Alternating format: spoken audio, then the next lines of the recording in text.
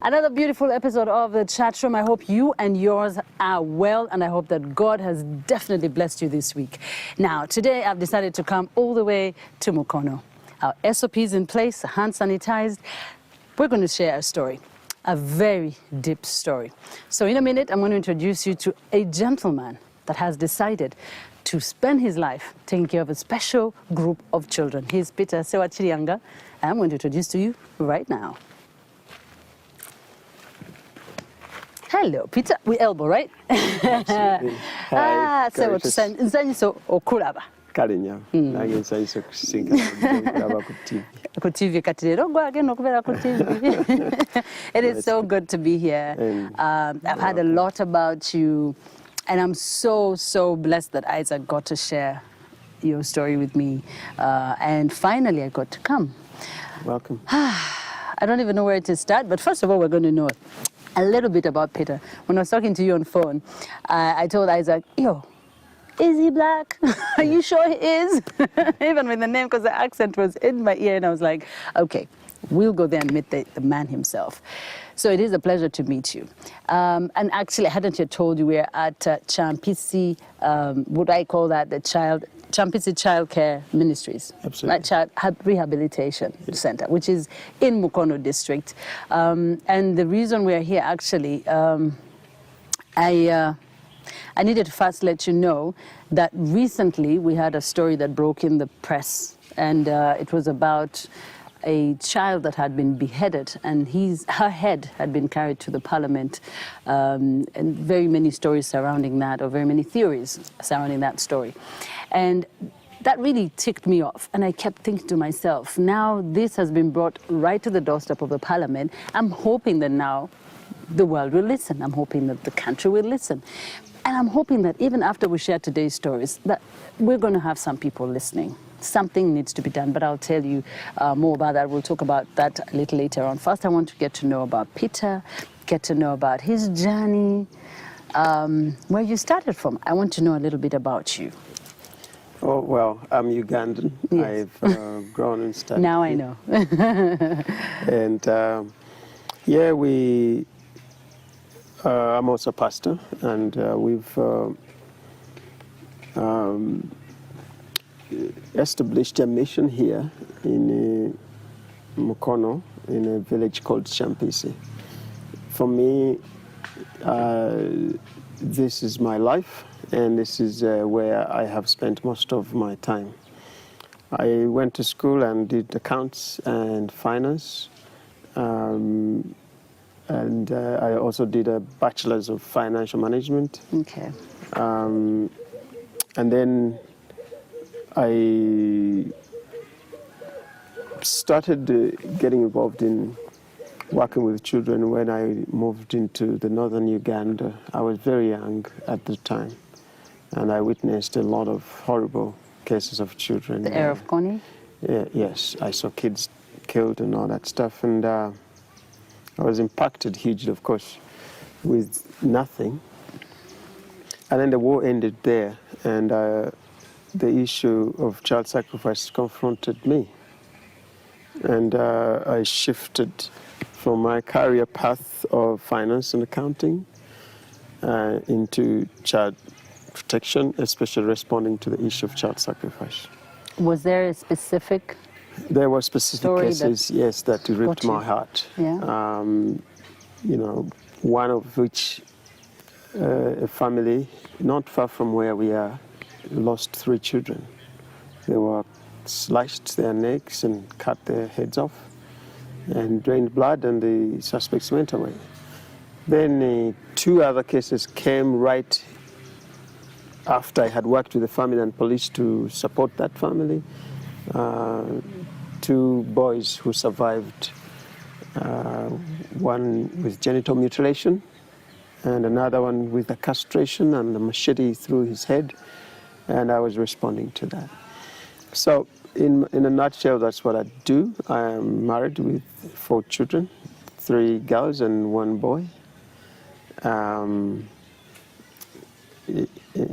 You know, and I spend pretty much most of my time looking after the kids, both mine and those that You're constantly have surrounded come by in kids. my hands in any way that is possible.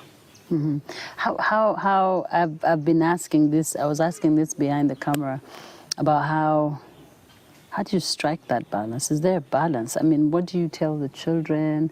How do you handle? I know you spend your time around children, both the ones that have come into your care and your own, from your biological ones. How do you? It's a difficult balance. Even in the work that I do, but even in the family issues, I think it's gotten a little better. But before I got married, my whole life was literally that. Yeah. I didn't care where I slept or what I ate or what I did, as long as I did what my calling, if I may say, is. But it is important to strike a balance. So I share not much, even though my wife knows what I do. When we are responding to a child sacrifice case, I'll go home, take a bath, and I'm home. I don't want to talk about it. And So when they ask, don't they you will ask? ask, how was your day? I will simply respond to what I feel is appropriate to their soul and family setting. For the children, we have one rule: not touching people's phones. Rule number one is our house. The reason is I use my phone, and kids like gadgets. Yes. And they don't know why I put that rule. And when you come home, they won't touch your phone. They're tempted to, but they know rule number one is not. Because I take a lot of pictures of that, and I want to dissociate them from that. And they know what I do, but not to that extent. Not to the extent. Some cases I won't even tell my wife I'm going for rescue or something. But she will know. So it's important I separate my family from it, but it's very difficult to do. And since you're dealing with children, how, first of all, has this journey been so far to date, to now that we're talking? Yeah. One, I think the issue of child sacrifice is one of the most complex issues to have a penetration to work. Yes. One, it's highly spiritual and gripped with fear. People fear witch doctors, people fear death, people fear the kind of gravity the issue entails. To go and find bodies of children decapitated and genitals cut off, and working with the police and families to be able to encourage them through this grief and process is difficult. I have struggled. I have thought about quitting, giving up many times. And what keeps you going? And what has kept me going, I think, is seeing the few survivors that we've had, and I thank God, and I see them play, and they have a life, even when their life is different, but they have a life, and they can. And I'm like, okay, I can live to support around, give this support to go on. And then it's almost like when you, for example, the last couple of weeks I've had, I've kind of tried to give myself a day off. And when you have days off, and then that's when you receive a call, and you're like, should I stay in my house? Should I, It's gripped my call to the extent that if I don't respond, I feel the responsibility to respond, as long as I'm still alive. Yeah. And to maybe mentor and encourage those I'm working with to be able to carry on. Every time, if it doesn't happen to you, people don't understand the gravity. Yeah. People fear to go to the shrines or the witch doctors because they think they have the powers. I've gone to a case where the police feared to enter a shrine, to search the shrine, because they thought the spirits there would retaliate on them. And that puts you in a special place, though, because then you're a pastor also, and... I wouldn't respond to this because I'm a pastor. For me, I carry this as a human rights issue. It's a violation of human rights. No, I was just talking about the shrine bit where the police were fearing to go in. Of course, I got faith that I'm protected, I'm safe, and that is actually a key component of going forward for me, because I believe that God is on our side and protecting the children and myself. Amen to that. It's the driving force. It's God's calling for me and our team. But there is a spiritual component of my response. Yes. But for me, alongside that, there is the human rights component. Yes. That any spiritual component that violates anyone's rights to life is a human rights issue that needs urgent attention. And I don't accept any confrontation that comes to me that says, because you're a pastor, you want to fight witchcraft. No. Yes, You are. That's different. Yes. Now, yeah. It's different. I understand It's a child. It's a human rights. Human rights. Okay, now I needed, like I said, we read most of these things, let me speak for myself. I read them online, I read them in the papers, in the press. The association of the child sacrifices. I think you'd shed more light since you've been walking this journey. Child sacrificing being associated to wealth, it is almost all the time. It is children who are being taken, mutilated, all sorts of extreme levels of violence on these children to acquire or to amass wealth. First of all, what are your thoughts about this, since you've seen it, you've walked the journey, and what do people need to know? Yeah. You know, because already these are children. They're someone's children. Normally, it's okay, there are some cases where people kill their own children. Yeah, there's some stories I've had where a father will probably kill their own child. Maybe the mother knows or doesn't know. But then again, you have strangers or other extended relatives that come and take these children. These are children. I still do not get how one does not feel that. Apart from the fact that it's a human being, it's a child. They're helpless. I just want you to shed some light on, especially that you've been on that journey. Maybe I can run you through the categories of kids that we have been able to, and the relationships in that sense. One, if you go to places where there's waters, like lakes and rivers, the sacrifices there, most of them might be different from where there is no. For example, people will go with children in the middle of the lake and drown them there as a sacrifice. Because the witch doctor said that. Yes, and they drown them there. We have found kids buried in confessions alive in the construction sites. We have had the recent one where somebody will cut the head of a child and use it in rituals. We've had, last year actually, no, 2 years ago, we had a similar case where a brother, 22-year-old, cut the head of his 6-year-old brother and brought it to town. And his allegation was he was going to be initiated into an Illuminati sect, you would call it. Then you have those that are interested in genitalia. You have those that cut off the tongue for purposes that if I cut off the tongue and I have a case in court, and that will silence those that are witnessing against me. Then there are those who are building buildings and they have been told that you need a blood sacrifice in that building of whatever nature. There is also a relationship between twins, and that is very key. Twins, the kids who are twins and witch doctors who are twins are more involved in these sacrifices than animals. And the biggest percentage of the cases that we have is leaning towards wealth.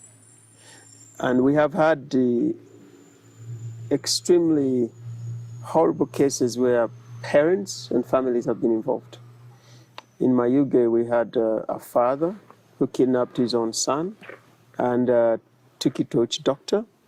He confesses. And he describes how they did it. He says, I stepped on the head and I stepped on the neck, and the witch doctor cut. Because the police takes you back to what they call scene reconstruction. And you tell us. And these are confessions, not investigative findings. We had another father who locked his wife into the house, took their 1-year-old child, and took it to a witch doctor who was a lady. The witch doctor was a lady who cut off, and this is a mother figure, who cut off the genitals and the ears of the child. We've had uncles and aunties. We had a mother recently, last year, who cut his own child in Kampala. So the society has been penetrated with this witchcraft and the hardening of heart, that they don't consider the vulnerability, the innocence, the empathy, the pain. Even when these children fight and say, "Daddy, don't do this," they will continue because they are so leaning to the side of evil, if I say, than when they're here. Sometimes they wake up. I mean, I confessed with one of the witch doctors here, and he was like, poverty. I was poor, and somebody promised me that. So it's difficult to comprehend, and it needs to be addressed immediately because it's going to be escalated. Yeah. Right now, we're going for a quick break, but right now we're in Mukono, and Mukono is said to be the hub for, I won't say sorcery, but I'll say child sacrifice. And we've had so many stories. But it takes a certain kind of heart, like we said, void of empathy, void of anything, any sort of emotion, for you to actually hear a child cry and wail and beg for their life. Something needs to be done. I think the first thing that we need to first focus on is the law, is the police, but the government, I guess, needs to come in. And we're going to talk about that a little later on. But I need us to try and sit, as I go for a break, sit and think about it. The wealth you're struggling to get that puts you in such a position, you are not going to live for forever. It's not that you're invincible. What is it that you're fighting for? I mean, what is life for you? What is life to you? It's when we talk about children, I get really angry when any form of violence is performed on a child. And this time, it is the highest level of violence. Other people's children, your children. Why? What are you chasing? What kind of wealth are you chasing? I don't get it. I don't get it. But today we're in Mukono at Champisi Child Rehabilitation Center Ministries, and we're still talking to Peter, and we're still finding out his journey, but also later on we will be meeting some of the children. We'll also speak to a counselor, because it's a very long journey that takes very many people to get these children back on the road. Not fully, but at least to give them a life. We'll take a quick